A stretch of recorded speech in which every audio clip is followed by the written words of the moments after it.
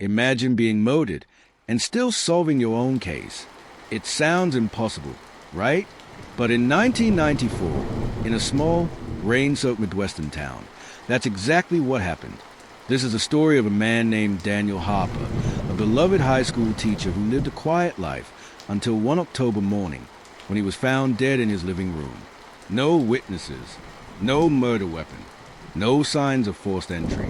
And yet, weeks later, Daniel's voice from beyond the grave would point directly to his killer. And the most chilling part, he recorded that message before he was even attacked. Daniel Harper wasn't the type of man to make enemies. At 38 years old, he'd spent his adult life teaching history at the local high school, coaching the debate team, and helping struggling kids pass their exams. Neighbors remember him as the kind of man who would shovel your driveway in the winter without you asking. His routine was predictable. 7:15 a.m., coffee and a muffin at the Cornerstone Cafe. 7:45, at school, grading papers before the bell. Evenings, home with a stack of essays, a record playing softly in the background. Nothing about Daniel's life hinted at danger. But on Tuesday, October 11th, things changed. The rain had been coming down since dawn. One of those cold, heavy Midwestern rains that makes the whole town feel small. Daniel never showed up. No call, no message, nothing. By early evening, next morning, tired of noticed something strange. Daniel's front door was slightly open. That wasn't like him. She stepped closer and noticed a faint smell of gunpowder. Carol didn't go inside. She called the police. Minutes later, officers entered the home. They found Daniel in the living room, slumped on the carpet, a single gunshot wound to the chest. No defensive wounds, no overturned furniture. It was as if he'd simply been sitting, and someone walked in, shot him, and left. No shell casings, no fingerprints except Daniel's own. It felt almost staged. For the first 2 weeks, detectives combed through Daniel's life. No debt, no drugs, no secret relationships. Everyone who knew him said the same thing. Daniel wasn't involved in anything shady. And yet, Detective Mark Lanning couldn't shake a feeling. Something about the scene felt personal. The problem was, there were no suspects. Until Daniel's sister, Elaine, called. She'd been cleaning out his home when she found something unusual. A small, unlabeled cardboard box tucked deep inside his closet. Inside was a single cassette tape, dated July 3rd, 1994, 3 months before his death. The label? Just 4 words, in case something happens.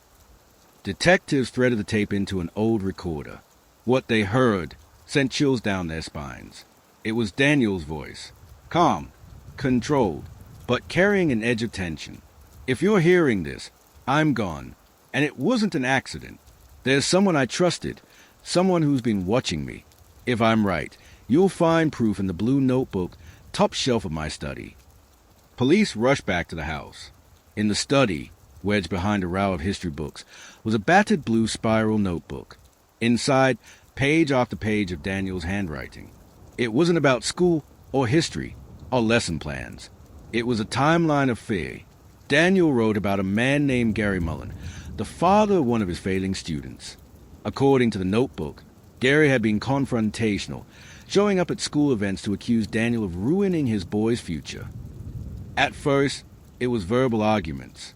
Then, late-night phone calls. Then, sightings of Gary parked outside Daniel's house, just sitting there, smoking in the dark. One entry in particular stood out, dated July 14th.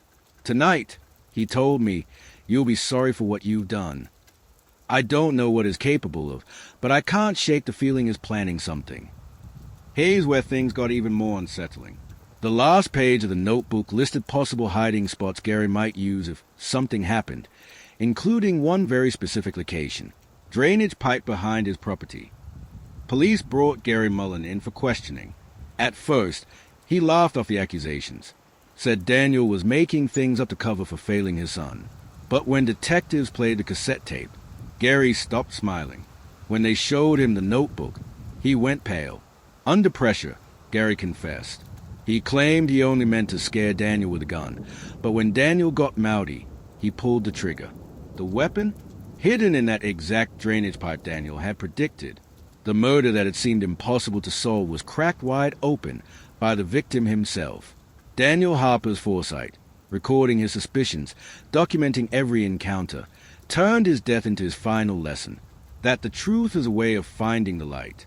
To this day, that cassette tape sits in the county evidence locker, marked case hash 94-1021. The officers who worked the case still call it the voice that solved itself. If you take anything from this story, it's that sometimes, even in death, the truth still speaks.